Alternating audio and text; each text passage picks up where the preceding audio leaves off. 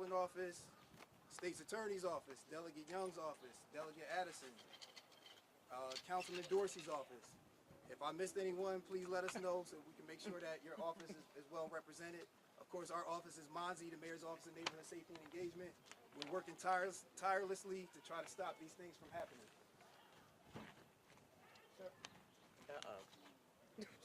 Commissioner Harrison.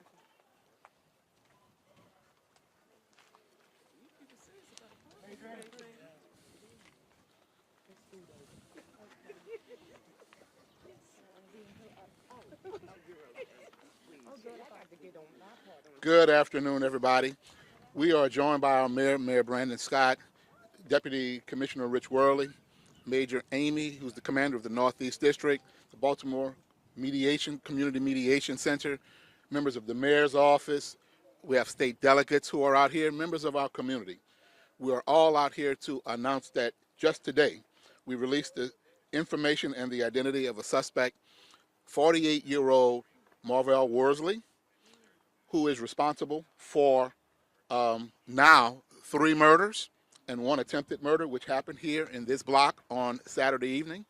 We have an arrest warrant for Mr. Worsley and are seeking to make an arrest as fast and as safe as possible. We knew what happened out here. This was an incident that stemmed from a dispute between neighbors that knew one another, neighbors that knew Worsley, and Worsley knew the neighbors. This incident should not have ended in gun violence. Once again, we are in a community talking about the inability for people to solve conflict peaceably and without gun violence, but yet turning to guns to solve their conflict. The ease of access to guns, however this may have happened, and that's under investigation to ascertain how he would have obtained a gun, but nevertheless obtained it and used it in a way it never should have been used against people who should not be injured and or dead today.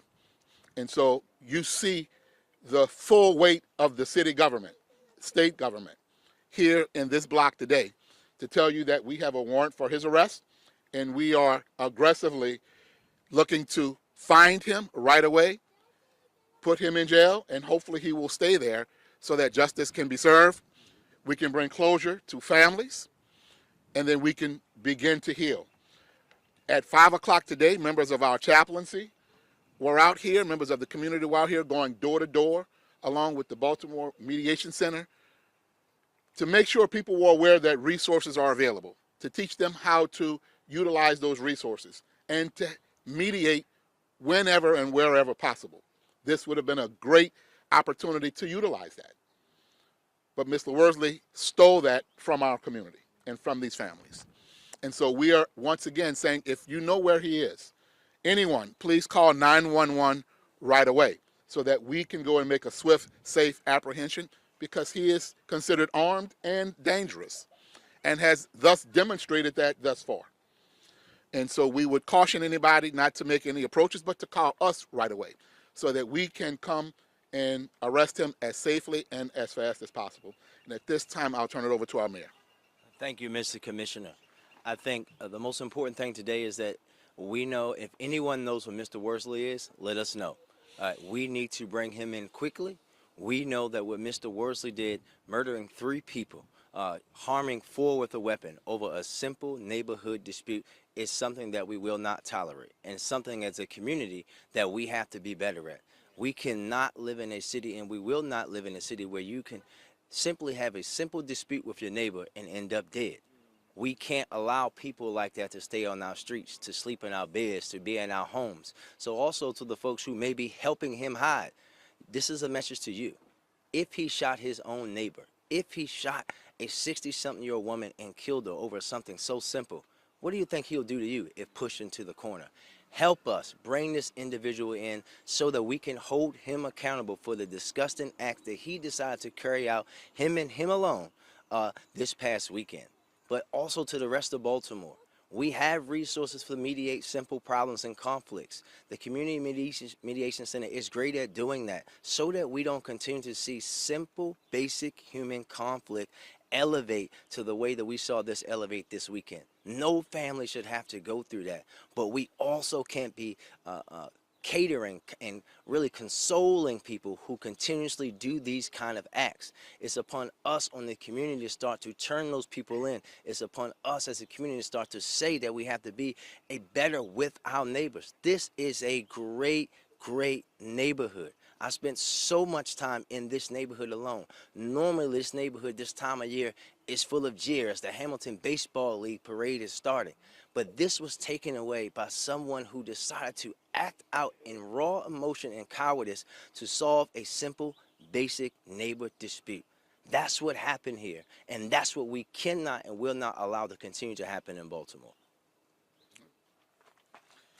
Thank you, sir. Let me thank the members of the Northeast District, all of our detectives, everyone who participated in finding who did this, and those who provided any information. Let me just say thank you. Let me say thank you to all the people here who were going door to door today, passing out information, making sure people understand that these resources are available, and educating people on how to go about mediating conflict. So thank you so much. At this time, we'll take a few questions.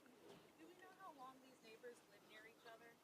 We do not. It's an ongoing investigation. We do know that that Mr. Worsley was a neighbor. He was known to the people in this neighborhood. He'd been here long enough to be known to the people in the neighborhood. Mr.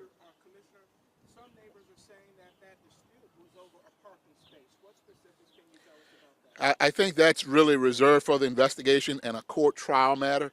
We know that it was a dispute. That's very public now. We've now told you that. The specifics about the dispute should be reserved for the court. And Keith, to be honest, whether it's over parking or whatever, it doesn't matter, right? We're talking about basic neighbor dispute here, right? Yeah. We should live in a city, in a community where you can have disagreement with your neighbor. When are we going to get back to the point where you simply go and have a conversation with your neighbor in a human way, in a way that Baltimore is in a city where people you get out on Saturday mornings and clean their steps off, right? And sweep out front of their house. That's what we're talking about here. We should not be having our neighbors shoot and kill us over stupid, silly stuff.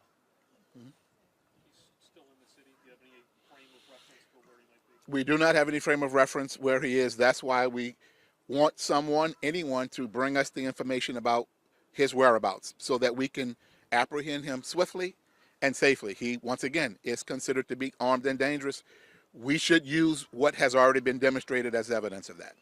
Mr. Mayor, you've said, not only in this case, but in several others, people's lack of conflict resolution, the cause for these shootings. We've talked to several residents who live in this neighborhood today.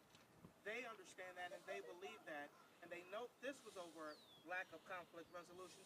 But these neighbors have also told me that this shooting and others notwithstanding, there's the feeling that, these are their words, not feeling safe in Baltimore City with all of this crime. What do you say to them in terms of your plan working? Well, I think what I say, Keith, that we're going to continue to work each and every day. We know that violence is down in the city. We know that no one could have prevented someone from cowardly just coming out onto the porch and shooting their neighbors, right? We have to understand that it's the reality of the world, right? That this is one person's action and one person's action alone. He chose to try to solve that dispute in that way, and no one could have prevented that aside from him. But more importantly, that what we're going to do as a community that I have patrolled on Northeast Citizen Patrol myself, is that I'm going to be a part of that solution each and every day. And we're going to continue to take people off the street. You've seen the amount of arrests that we've made for murders and shootings just in the past week. We now have a stronger partnership with our other partners in the state. We're going to hope that we get some of the legislation passed at the state level that we're pushing this year, including for us to be able to deal with people who break their containment or home monitoring immediately and not 48 hours. And we're hopeful that the General Assembly gives that. We're going to do each and everything to continue to see violence decrease in the city the way that we started off the year and all the way through until we get to a point where everyone not only feels safe but know they in, but that we also know, Keith, that we all have to be a part of that solution. One Thank last you. question, last one. Yeah, this is one quick question. Yeah. I heard that two of the victims, it's a mother and a son. Is that accurate? I don't have that at the moment. We can follow up. We can follow up. Thank you. All right. Thank you all.